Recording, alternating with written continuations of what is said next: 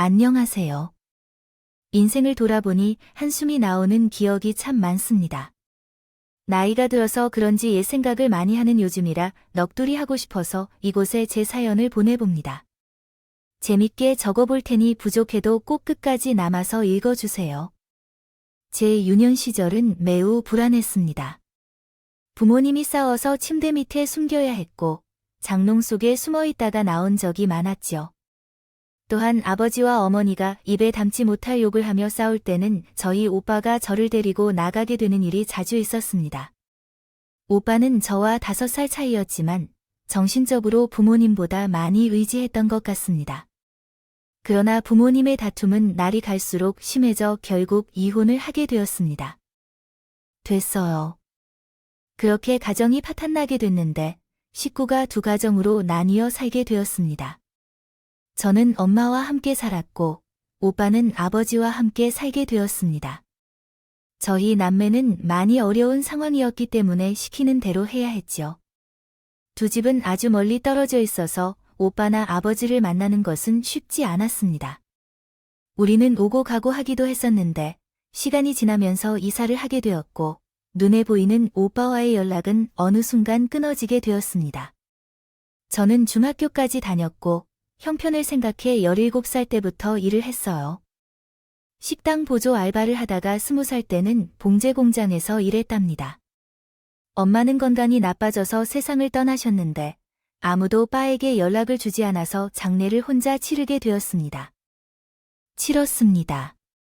친가 쪽의 친척들에게 연락해보니 두 부자는 해외로 떠났다는 소식을 듣고 찾지 않고 장례를 치르든 말든지 하라는 말과 함께 전화를 끊었다고 합니다.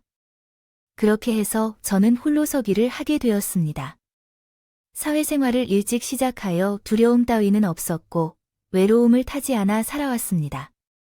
많은 돈을 벌진 않았지만 먹고 싶은 것은 잘 먹고 특별한 걱정 없이 지냈습니다.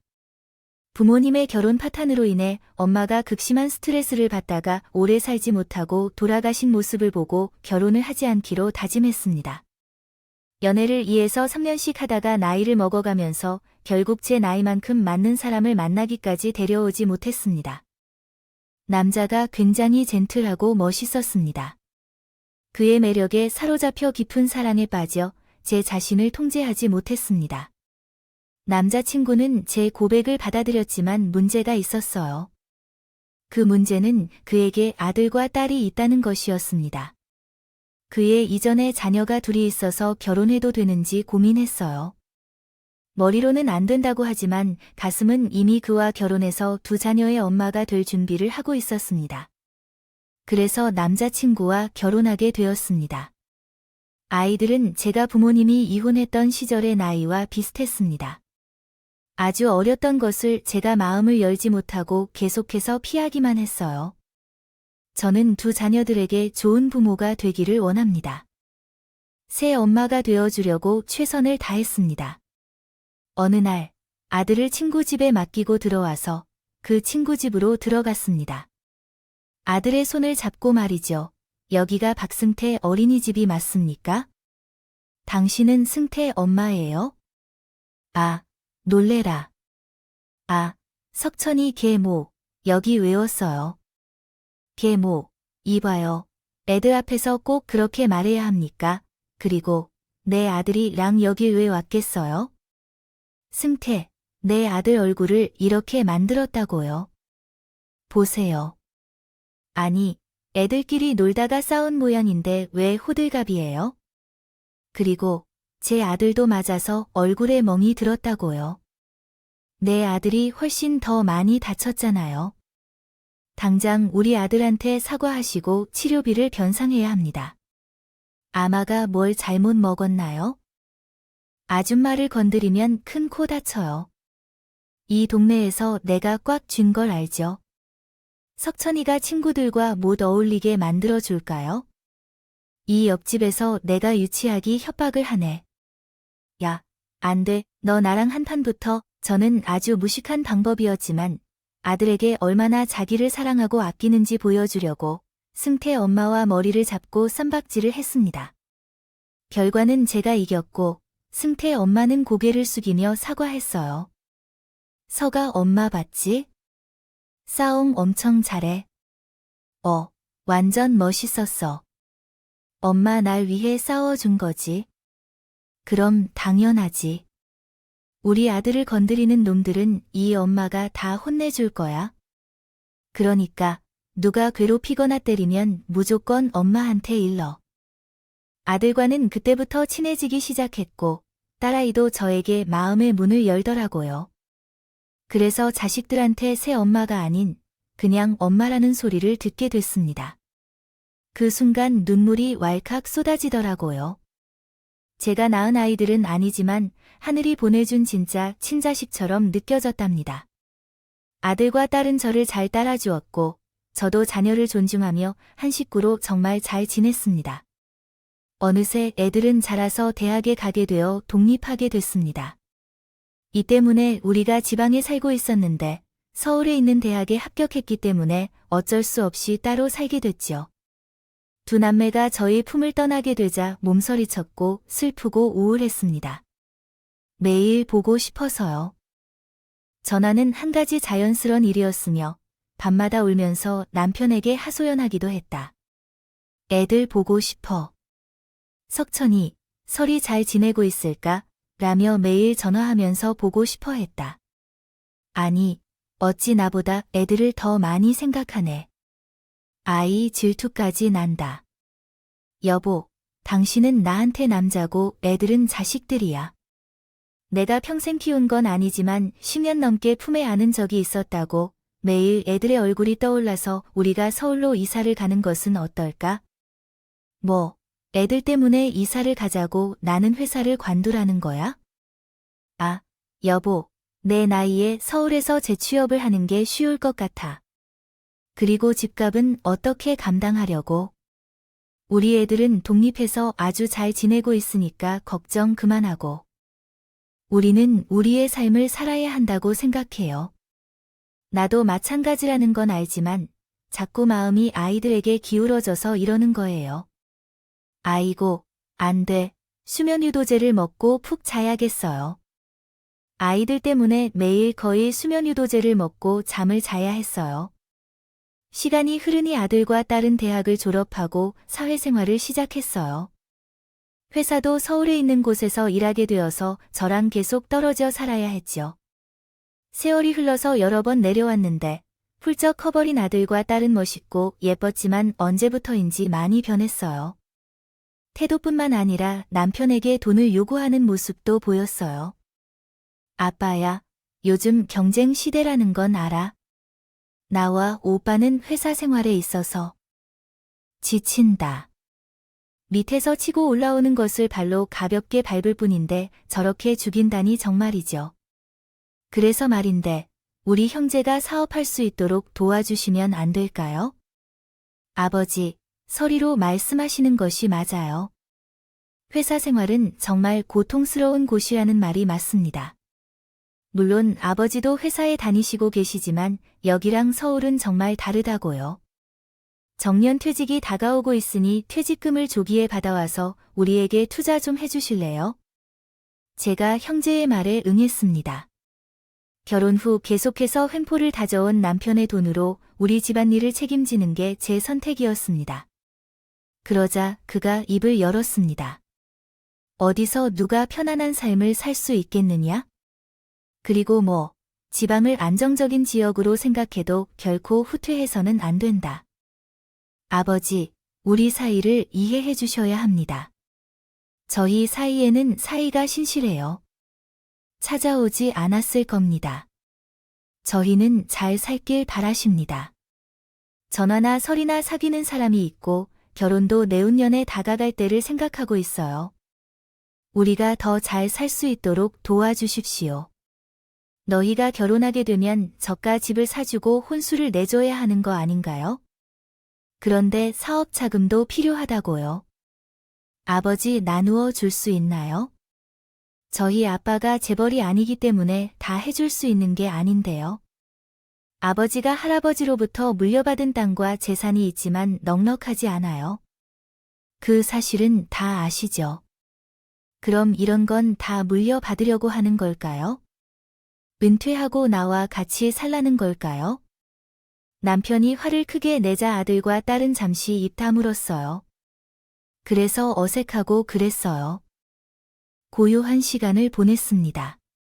그날은 애들이 아무것도 얻지 못하고 서울로 올라갔어요. 저는 의견을 무조건 존중하기 때문에 어떠한 말도 하지 않았습니다. 그런데 두 남매가 자주 지방으로 내려와 사업 타령을 심하게 했어요. 남편이 은퇴를 해서 퇴직금을 받은 걸 알고 그걸 투자받으려고 엄청나게 졸라달라 했습니다. 그는 결국 자식들의 소원을 들어주기로 했어요.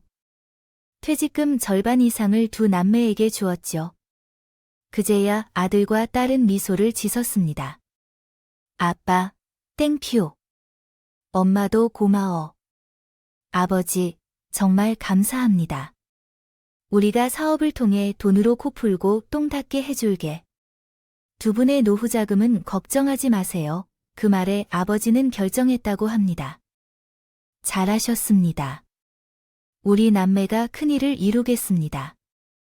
두 남매가 기뻐하자 저와 남편도 웃을 수 있었습니다. 두 사람이 잘하고 만나 결혼해 잘 살아가는 모습을 보면 완벽할 것 같았습니다. 몇 달 동안 연락이 잘 안 되었던 두 남매는 사업 초기라 일이 바빠서 그랬다고 했습니다. 다행히 일을 많이 집어와서 운영이 잘 되며 있다고 하더군요. 그들의 아들이 먼저 결혼하고 몇 달 후에 딸도 시집에 가게 되었습니다. 아들에게는 신혼집을, 딸에게는 혼수를 다 해주었습니다. 퇴직금과 그동안 저축한 돈의 대부분을 자녀들에게 주면서 거의 빈털터리가 되었습니다. 됐죠. 그래도 저희는 자식들이 잘 산다는 것만 봐도 배가 불렀고 전혀 아까워하지 않았습니다. 두 남매가 아이까지 낳고 명절 때 많은 식구들이 집에 모였어요. 그때 얼마나 복이 가득했던지 남편과 아들, 딸에게 무척 감사했습니다. 어릴 적 불안하고 우울했던 제 과거를 떠올려 봤는데 지금과 비교하며 괜히 가슴이 뭉클했네요.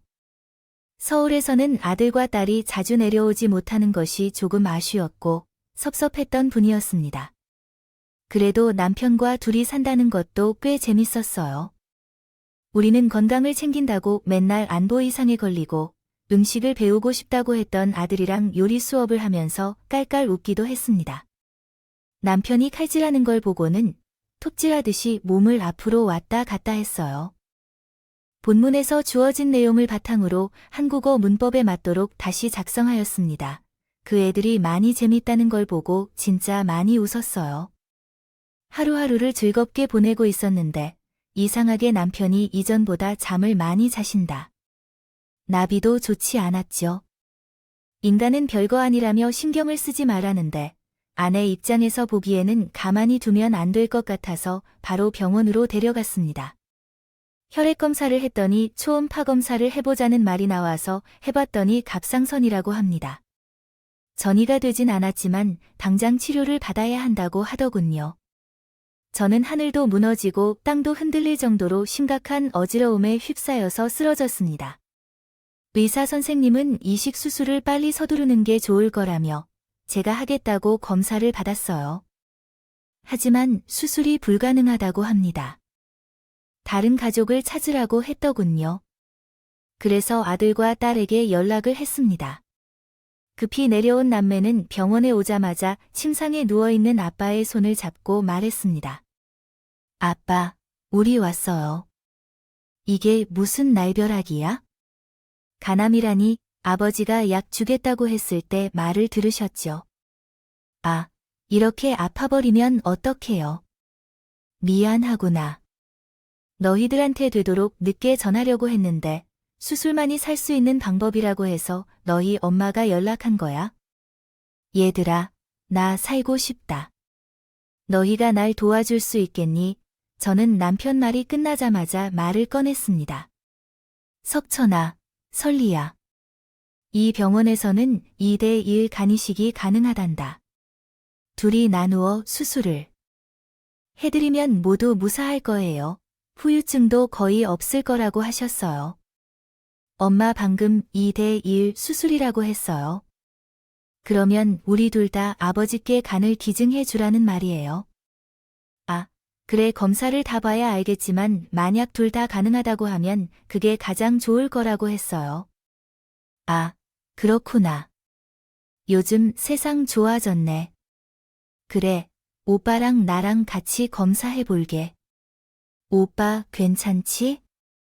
아, 당연하지. 우리가 아버지를 살려야지. 설리야, 바로 의사한테 말하자.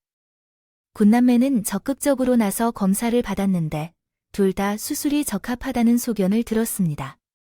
저는 남편의 손을 잡고 다행이라고 말했습니다. 여보, 이제 됐어. 당신 살 수 있다고, 애들이 수술할 수 있다고. 결과가 나왔대. 아이 정말이야. 다행이라고 해도 되는 거지. 나 하나 살자고 자식들에게 몹쓸 짓을 하는 거 아닐까? 아이, 그게 무슨 소리야? 부모를 살리려고 자식이 돕는 건데 몹쓸 짓이 아니라 훌륭한 일이지. 우리 애들이 그만큼 훌륭하게 잘 자라서 고맙다고 말하고 이식받으면 돼. 그러니까 괜히 약한 소리 하지 마. 있는 수술이 적합하다는 말을 듣자 아들이나 딸 얼굴을 제대로 보지 못했습니다. 아버지, 우리가 수술해 드릴게요. 아버지에게 감을 드리겠다고. 아빠, 이제 걱정 내려놔. 다 잘 될 거야. 내가 너희들 얼굴을 못 보겠구나. 다 그만두라고 말하고 싶지만 이 마음속으로 살고 싶은 욕망이 있다. 미안해요. 얘들아, 아버지께서도 참 별 말씀을 다 하시네요. 2대1 수술이라 우리한테 큰 무리가 없다고 했어요. 그러니까 미안해하실 필요 없다고요. 근데 아버지, 수술 전에 한을 주시는 건 어떻게 할까요? 실은 요즘 사업이 어려워서 자금이 필요해요. 아버지가 도와주셨으면 하는데, 아빠, 기분 나쁘게 듣지 마세요. 우리가 돈 때문에 수술하겠다고 나선 건 아니에요. 이건 별개의 문제라고. 사업이 자꾸 힘들어지는 데다 아빠가 손주들 키우면서 들어가는 돈도 한두 푼이 아니에요. 그러니까 아빠가 미리 유산을 주셨으면 좋겠어요. 제 남편은 그 말을 듣고 고개를 절레절레 흔들었습니다. 나한테 남은 게 뭐가요? 아버지, 할아버지가 남겨주신 땅이 있는데요. 그곳이 재개발되어서 값이 꽤 잘 나올 것으로 알고 있어요. 그 땅은 우리가 평생 보유하고자 했던 것인데 언젠가는 우리에게 물려줄 생각은 있었지만 다른 사람에게 팔지 말라는 의미였죠. 하지만 아들이 자칭 말어리를 자르겠다며 아버지에게 그 땅을 그냥 무시해두면 무슨 의미가 있겠습니까?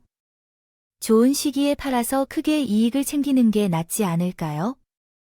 아버지 말씀이 100번 틀리지 않으신데 말입니다. 가족을 위해 판매하는 것이 부끄럽다고 여길 필요가 있을까요? 우리도 말하기가 참 곤란했어요. 그래서 부탁 좀 드립니다. 남편이 제 눈치를 살피고 있어서 고갱이를 끄덕였다.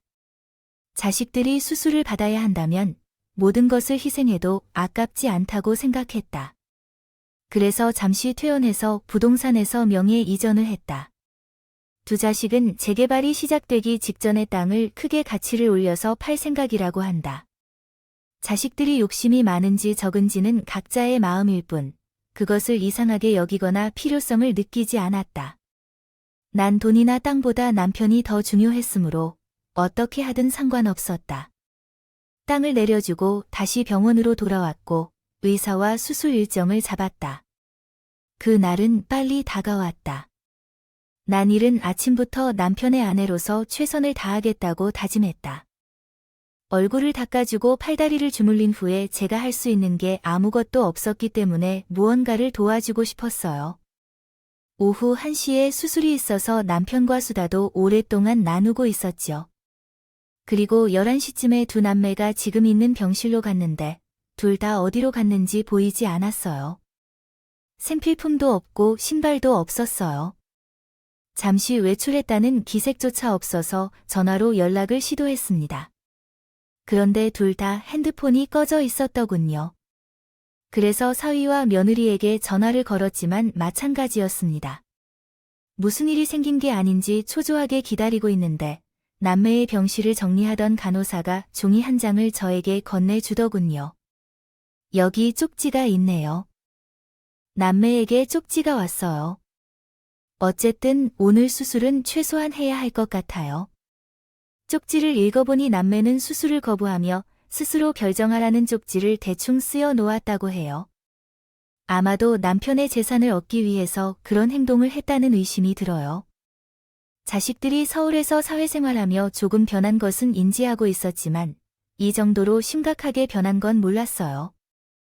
그 쪽지를 읽고 손과 다리가 부들부들 떨면서 오랫동안 멍하니 서 있었습니다. 남편에게 진실되게 말하기로 마음먹고 가까이 다가가 두 손을 잡았어요. 야, 너 오늘 수술을 못할 것 같아. 애들이 떠났어? 라고 했어요. 떠났다. 라고 당부하고 싶었지만 땅을 상속받기 위해 검사를 받을 예정이에요.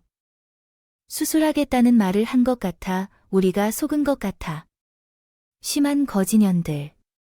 처음부터 기대하지 말기.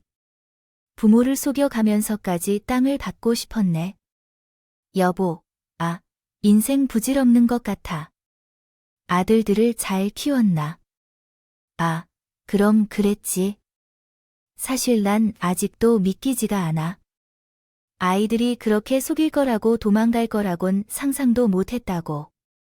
여보, 내가 석천이 서리에 꼭 찾아서 땅을 돌려받던 간이식을 하도록 만들게 해서 당신을 꼭 살릴 거야. 작정하고 도망간 녀석들한테 하겠어. 여보, 아마도 내가 당신 곁에 오래 있자가 아닌가 봐. 미안해, 당신. 아직 살아있어 기회도. 내가 어떻게든 해볼 테니까, 있으니까 당신은 빨리 기다려 주십시오. 잠시 남편 곁을 떠나 서울로 올라갔습니다. 아들 집에 도착했더니 이미 이사를 나간 상태였습니다. 집을 미리 내놓은 것은 계산적으로 남편과 나를 속인 것을 다시 한번 명확히 인지했습니다. 또한 아들, 딸이 운영하는 사업장을 방문했는데 거기는 이미 다른 사장으로 변경되어 있었습니다.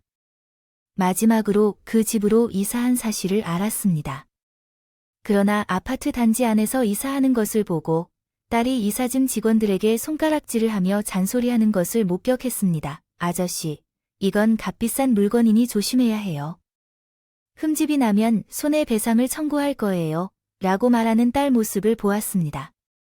딸을 향해 뛰다가 발목을 한 번 접질렀는데 고통을 느끼지 못하고 계속 뛰었습니다. 결국 딸 앞에 섰습니다. 설리야, 너 이럴 수 있는 거니? 깜짝이야. 뭐야, 엄마가 여긴 웬일이야? 지금 굉장히 당황스럽고 무서워. 무서운 건 내가 아니라 너와 내 오빠 아니냐. 가이식 해주기로 해놓고 수술날 쪽지 한 장 남기고 도망가는 자식들이 어디여. 엄마, 자식이라고 무조건 이식을 해주어야 한다는 편견은 버려. 우리도 가정이 있다고 아빠를 살리자고 우리 남매가 그런 큰 수술을 받을 수 없다고. 그럼 땅을 받지 말아야지. 이렇게 부모를 바보로 만드는 자식이 이 세상 천지야. 어디서 뭐래. 존나 귀찮게 구나.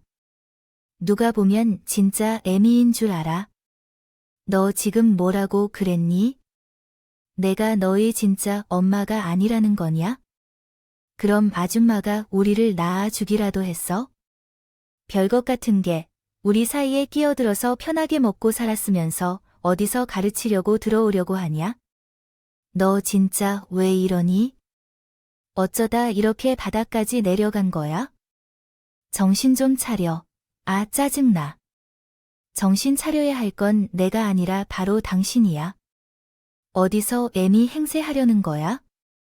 그래, 어릴 때 봐줬지만 지금은 나도 머리가 컸거든. 우리 아빠 재산을 날로 처먹으려는 거 모를 것. 당장 꺼져. 없어지라는 말을 어떻게 사랑을 베푼 내게 그렇게 말하느냐. 지랄하고 자빠졌네. 어이, 늙은 아줌마. 서방 똥오줌이나 받아주면서 간병이 해. 여기서 시간을 이렇게 버리지 말고 빨리 꺼지라는 말이야. 저는 격분하여 딸의 뺨을 가겼다. 그랬더니 딸은 눈에 불을 켜며 제 양보를 사정없이 했어요. 중심을 놓쳐 아스팔트 바닥에 넘어지자 즉시 제 등과 허리를 걷어찼다고 합니다. 아이고, 아이고, 아이, 나 죽겠네. 설리야. 유설이 아줌마, 착각하지 마. 어릴 때 엄마라고 불러줬다고 해서 당신이 내 엄마가 될 순 없어. 우리 아름다운 추억은 추억으로 남기자. 나는 수술할 마음도 없으니 땅도 주지 마음이 없어서 그러니까 당신 남편은 돌보든지 말든지 알아서 해. 너를 유사리 가만두지 않겠어. 저는 있는 힘을 끌어모아 딸에게 나아갔지만 뺨을 맞고 또 쓰러졌습니다. 그리고 다음으로 아파트 단지에서 끌고 나가 풀숲에 내동댕이 치더군요. 다시 내 눈앞에 나타나면 가만두지 않겠어. 조용히 짱 박혀서 살아라이. 역겨운 냄새 나는 놈을 놓치지 말아야겠어요. 그렇게 저는 얻어터지고 나서 자식들을 어떻게 할지 고민해봤는데 당장 할 수 있는 게 아무것도 없더라고요. 이사한 집을 찾아간 들었지만 제가 힘으로 이길 수 있는 것도 아니었고 남편에게 수술도 받지 않을 것 같으니 포기하고 남편 곁으로 갈 거예요. 그는 돌아가셨습니다. 그는 제게 만신창이가 되어서 잘 몰랐던 질병을 보고 지레 놀라겠지만 안아주기만 했습니다. 남편은 항암 치료를 받았고 기증자가 나타날 것을 기다렸습니다. 하지만 대기자가 많아 이식 수술은 하늘의 별 따기와 같았습니다. 남편에겐 다른 친척이나 형제가 없어서 도움을 요청할 곳이 없었지요. 결국 항암 치료로 생을 마감하면서 이 세상을 떠났습니다. 너무나 슬프고 눈물이 사흘 동안 멈추지 않고 흘렀습니다. 그는 제게 세상의 전부였던 사람이었기에 아픔이 깊고 끔찍했습니다. 남편을 보고 소식을 알려야 할 의무가 있어서 아들과 딸에게 연락했습니다. 전화를 받지 않아 문자를 남겼더니 답장으로 알겠다는 메시지가 돌아왔습니다. 낯짝 두꺼운 아들 부부와 딸 부부가 장례식에 참석해 악어의 눈물을 흘렸다. 보통은 조문객들에게 슬퍼 보이려고 억지로 눈물을 흘리고 있었던 것이다. 장례식이 끝나자 납골당에 안치하고 집으로 돌아가려 했을 때 아들과 딸이 따라왔다. 그들은 유품 정리하는 일을 돕겠다고 말했다. 내가 거절할 권리가 없다며 억지로 함께 남편의 집으로 들어갔다. 이후 그들은 집에 같이 따라온 이유를 말했다. 아침에 우리 아버지 아파트를 받아 가야겠다. 아버지에선 돈도 모자라고 너도 나를 막대하는 거니? 그리고 아파트를 달라고 했다. 누구라도 마음대로 난 아무것도 할 수 없었다. 그러자 딸아이가 키드득거리며 주둥이를 벌리더니 아줌마, 우리 아빠의 재산은 다 우리가 빼돌렸어요. 아시죠? 돈이든 땅이든 모두 우리가 차지했고 사망보험금까지도 다 우리가 가져갔어요. 근데 뭘 못 주신다는 건지 아줌마가 이렇게 여성을 나서야 한다는 걸 잘 아네요. 그래서 변호사를 미리 선임해 두었어요. 민사소송에 들어가면 아마 아파트를 나눠야 할 거예요. 근데 우리들에게는 가족이 있으니 더 많이 가져갈 거예요. 그리고 소송에 들어가면 돈 없는 아줌마는 대출을 받아야 할 거예요. 만약에 우리가 비싼 변호사를 고용하면 무조건 우리를 이기게 해준다고 해서 그냥 아파트를 포기하고 우리가 제시하는 1,000만 원만 받으셔야 해요. 받아 가세요. 뭐야, 너희들은 내가 기를 바라는 거냐? 내가 너희한테 그렇게 잘해줬는데도 양심이 없는 거냐? 아, 오빠. 이 아줌마 말 더럽게 많다. 그냥 소송으로 분할하자. 아, 지매가 그걸 바란다면 뭐, 그래야겠지. 됐다. 너희가 이 아파트 가져라. 난 하나도 받지 않겠어. 그리고 너희들, 내가 언젠간 꼭 복수할 거야. 내 남편을 살릴 수 있는 상황에서 도망친 거 용서하지 않을 것이고, 내가 준 사랑을 배반으로 갚은 거 꼭 크게 되갚아줄 거야. 이 아줌마, 아직도 정신 못 차렸네. 그래, 그렇게 증오심을 갖고 살아봐요. 그럼 아파트는 우리가 먹는 걸로 결론 내릴 거야. 2가지 일에 대해 무서워합니다. 그것들로 인해 나를 비웃고 비방하며 마음을 아프게 하는 피해 소용돌이로 만들었습니다. 나는 아이가 아닌 원순이처럼 극단적으로 파괴하겠다고 다짐했습니다. 남편과 함께 살던 집을 떠나 원룸으로 이사하게 되었고, 일단 돈을 벌어야 했기에 식당에 들어가 설거지부터 시작했습니다. 어릴 적 했던 일이라 어렵지 않아 큰 스트레스 없이 잘 해냈어요. 그러나 연로한 탓인지 몸이 하나둘 고장이 나더군요. 허리가 아프기 시작하여 무릎과 발목도 좋지 않아졌고, 매일 서서 일하다 보니 두통도 너무 심해졌습니다. 몇 달간 버텨보다가 결국 허리 디스크가 터져 수술을 받게 되었고, 무릎에도 인공관절 삽입 수술을 받았어요. 퇴원 후 후유증도 심해져서요.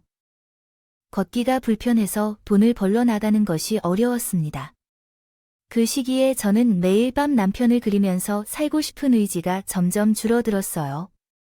그때 우연히 원룸 보증금이 모두 깎여버려서 길바닥에 나가야 할 상황이 찾아왔습니다. 연금이 나와서 버틸 수는 있었지만 저는 그냥 탁 트인 곳에서 지내보고 싶었어요. 그래서 원룸을 정리하고 가방 하나에 대충 짐을 챙겨서 길바닥에 나왔습니다. 공원에서 많이 사람 구경을 했는데 노부부를 보며 남편의 모습을 떠올리며 울기도 했고 시원한 바람을 맞으며 곧 남편을 따라갈 마음을 확고히 키웠습니다. 한 달 넘게 노숙을 해봤더니 마음이 정리가 쉽게 되더라고요. 먼저 떠난 남편이 너무 보고 싶어서 아들이나 다른 생각은 들지 않았어요. 그날은 제가 고를 것도 없이 배에 앉아 작은 공원 벤치에서 잠을 청했어요. 그렇게 편히 자다 보면 하늘을 더 높이 날 수 있을 것 같았거든요. 그런데 정말로 눈을 감았는지 저승사자가 눈앞에 나타났어요. 저승사자예요. 날 데리러 온 거예요. 미수가 나야. 누구세요? 저승사자? 아니에요. 널 너무 늦게 찾아서 미안해네. 오빠야. 미숙이네. 친오빠라고요. 오빠. 아, 당신이 김기철이 비인 후과 오빠나? 그래, 기철이야. 맞아, 미수가 많이 힘들었지. 오빠랑 가자. 이제부턴 오빠한테 기대고 사야지. 오빠, 아이, 정말 반가워. 근데 우리가 지금 50년 넘게 연을 끊고 살지. 아빠와 나는 엄마가 돌아가셨을 때도 나타나지 않았어요. 그때 이미 가정은 깨졌고 오빠에 대한 기억도 모두 사라졌어요. 아, 그때는 아버지를 따라 외국으로 나가서 살았어요. 그래서 아무것도 몰랐던 거예요. 그리고 한국에 와서 널 찾으려고 했는데 용기가 나지 않았어요. 어디선가 잘 살 거라 믿고 용기를 내지 않았다고 해야겠어요. 하지만 자주께 내가 꿈에서 날 찾아와서 소식이 궁금해서 찾아다녔어요. 이렇게까지 힘든 상황이 되었을 거라고는 상상도 못했다. 진작에 찾았어야 했는데 미안해요. 미수가 날 찾으려고 했다고 생각하니 남이나 다름없는데 찾아서 무엇을 하려고 하는 건가요? 왜 죄책감을 덜고 싶은 건가요? 찾아온 것이야. 미숙한 나에게 대해 원망하고 비난해도 얼마든지 좋아. 그런데 이렇게 살아가는 걸 보니 그냥 되돌릴 수 없을 것 같아. 나랑 같이 가자. 응, 오빠. 나는 살고 싶은 마음이 없어서 이런 삶을 살아가는 거야. 아무것도 하고 싶지 않고 누구랑 대화하고 싶지 않아. 그래서 그냥 가. 저는 50년 넘는 시간 동안 못 만났던 오빠를 거절했다.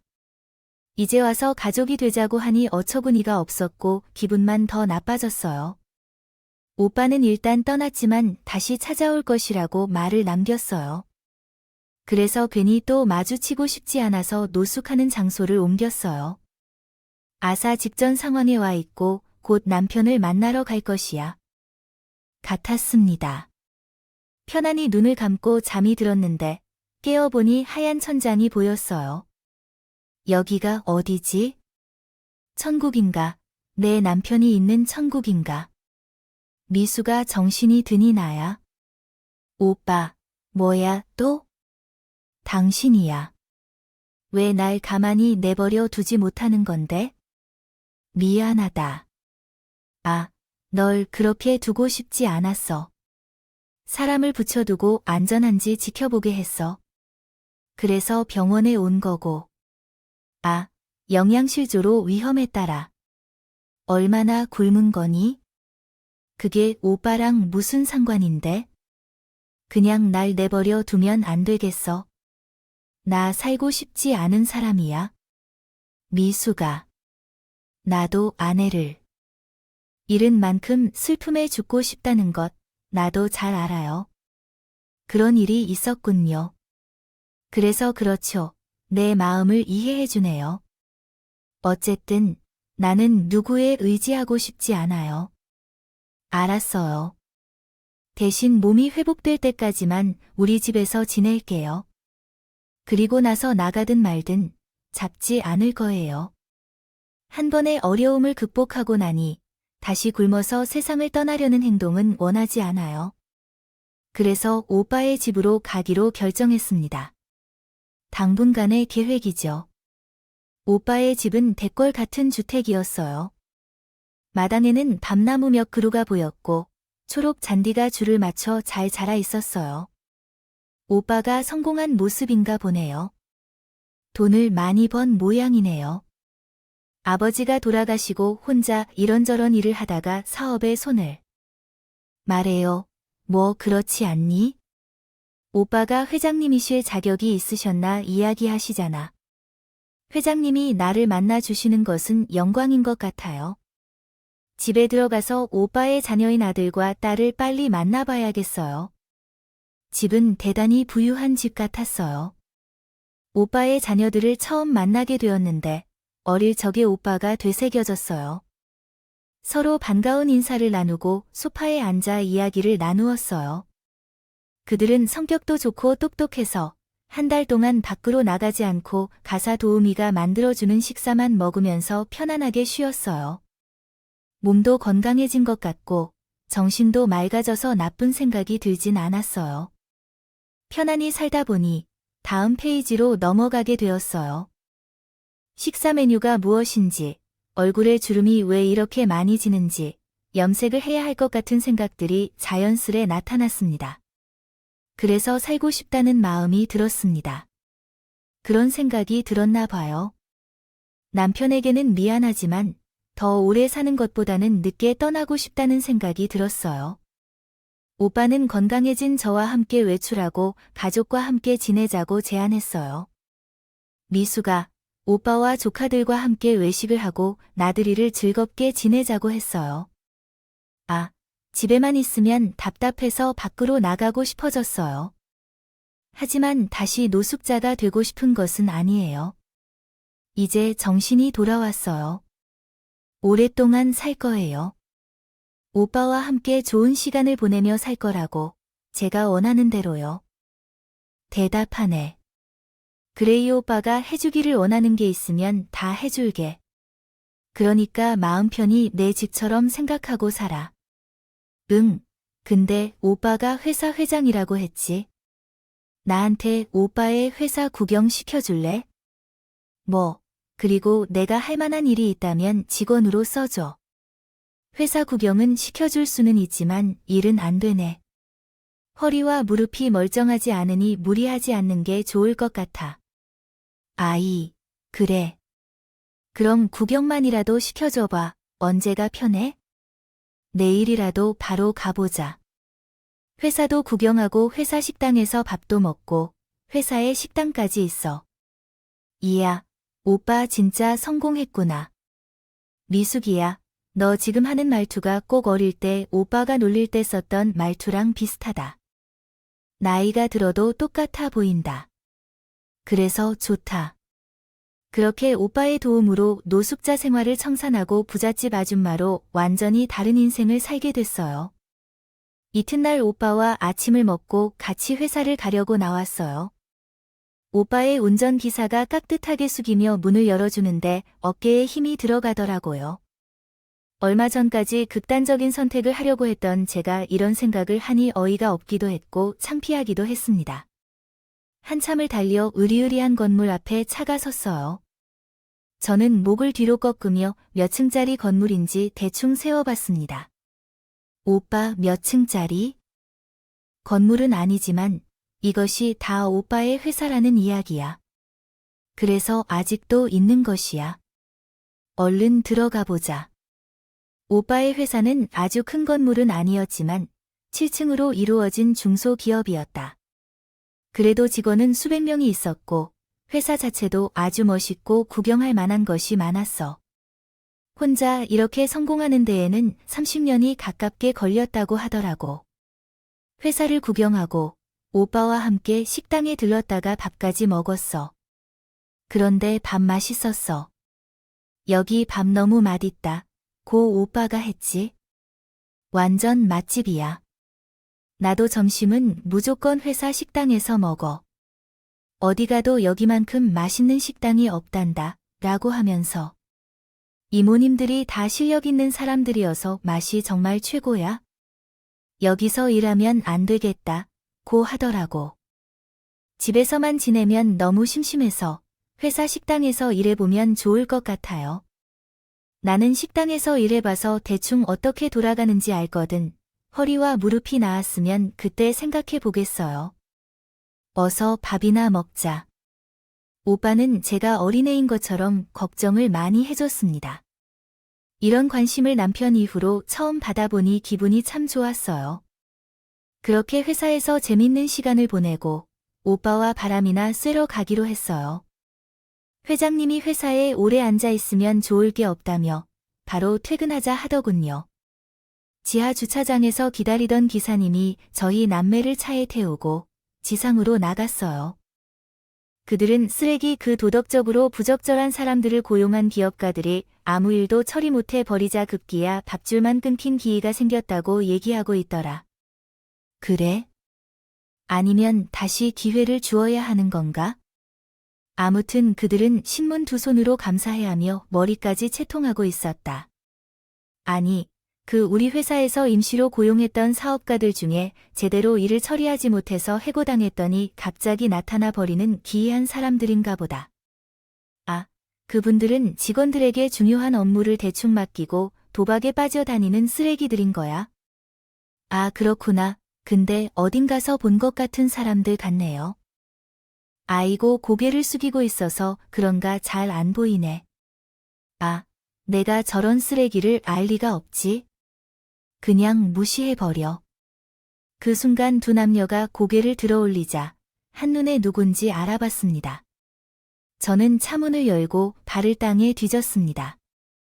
아, 미수가, 왜 내려? 아, 저것들 신고 할 테니까 다시 타, 오빠.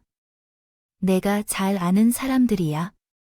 잠깐만, 저는 무릎 꿇고 있는 두 남녀에게 다가가 내려다보며 말했어요. 유석천, 유설아, 너들 오랜만이다. 고개를 올려다본 두 사람이 화들 놀라더군요. 아니, 아줌마, 아저가 왜 회장님에서 내려? 어머머, 오빠, 저 아줌마, 그사 시집 갔나 봐. 회장님이랑 재혼한 건가 봐. 아, 우리 살았네. 엄마, 오랜만이다. 참, 오랜만이네. 근데 너들 사업 대충 하고 도박장에 다닌다며 그걸 다 내 남편의 돈으로 한 거지. 아, 엄마, 누가 그랬어? 우리가 도박을 한다는 건 아니야. 도박장에 간 건 맞지만 우리가 한 게임 정도야. 호기심에 한 거거든. 지금은 도박 같은 건 안 해, 엄마. 자초하길 나중에 후회할 테니 회장님 좀 설득해 주면 안 될까? 회장님이 엄마의 새 남편이야. 아니, 내 친오빠야. 내가 남편 곁으로 가겠다고 용을 쓰는데 내 오빠가 구해줬어. 그래서 우리가 다시 만난 거고 세상 참 좁다. 그리고 너가 전에 말한 거 기억해? 너희들을 언젠가 꼭 되돌려주겠다고 돌려준다고 했었지? 아, 엄마, 우리한테 재산이라도 나눠주자고. 어머나, 우리 엄마 정말 마음이. 그럼 우리 이제 무릎을 그만 접어도 될까요? 계속 꿇고 있을 필요는 없잖아. 알았어. 왜 갑자기 화를 내고 있어요? 그래, 우리와 너희가 이렇게 만나는 것은 하늘의 뜻인가 봐요. 아니면 제 남편이 혼주라고 이런 자리를 만들어준 것 같아요. 들어보면 너희가 우리 오빠 회사의 유일한 거래처라고 하더라고요. 잠깐만, 그러면 엄마의 오빠니까 우리에게 외삼촌이 되는 거구나. 오빠, 일어나봐. 우리 외삼촌께 인사드리자. 두 남매는 아직 오빠와 외삼촌을 구분하지 못하고 벌떡 일어나서 차 밖으로 나온 오빠에게 90도로 인사를 했다고 하네요.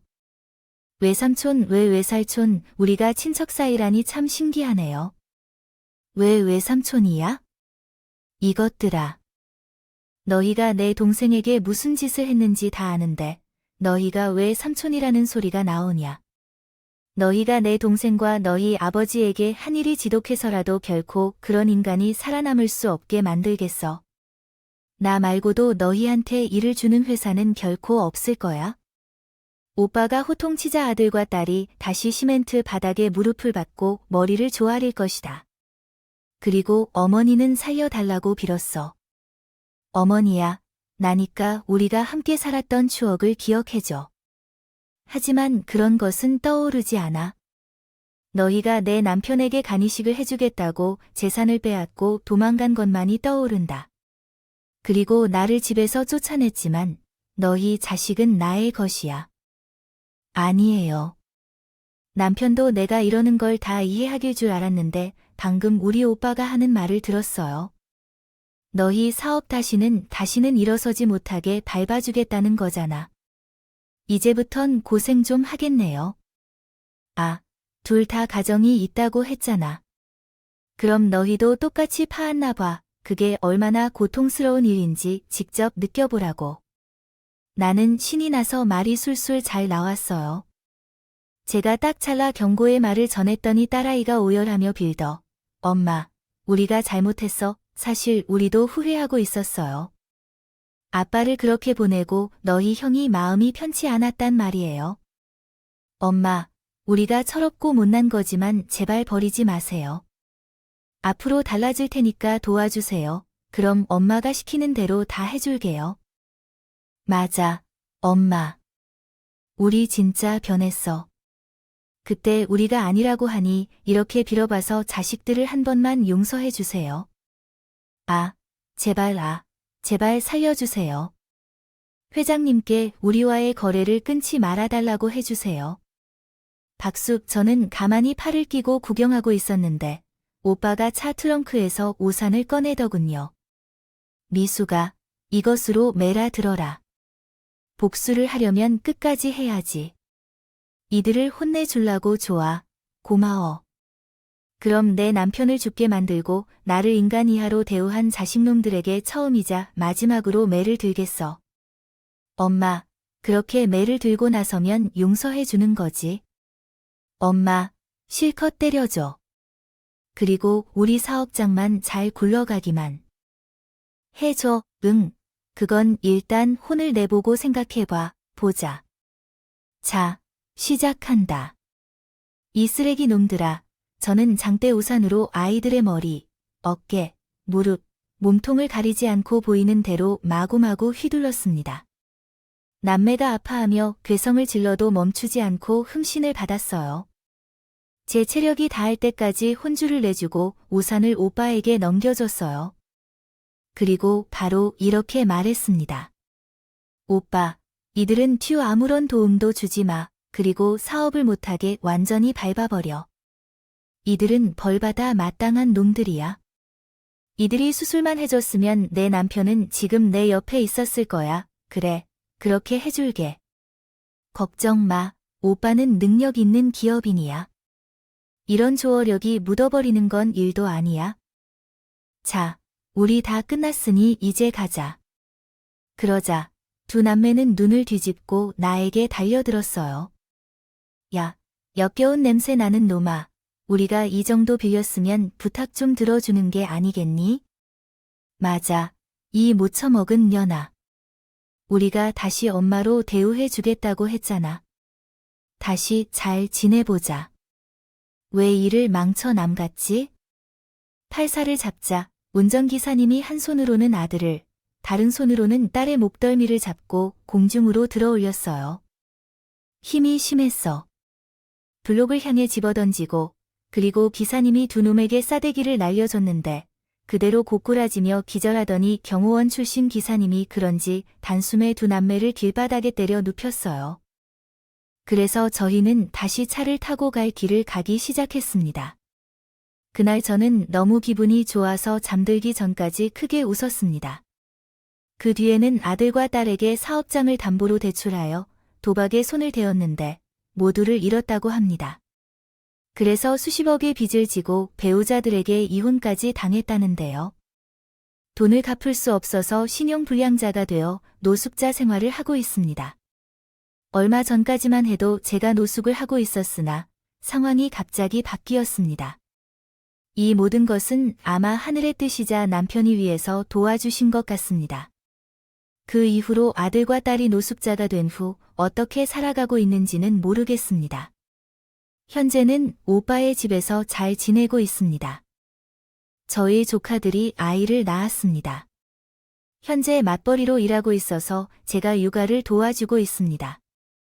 제 인생에는 굴곡이 있었지만 마지막은 아주 행복하게 끝났기 때문에 너무 좋습니다.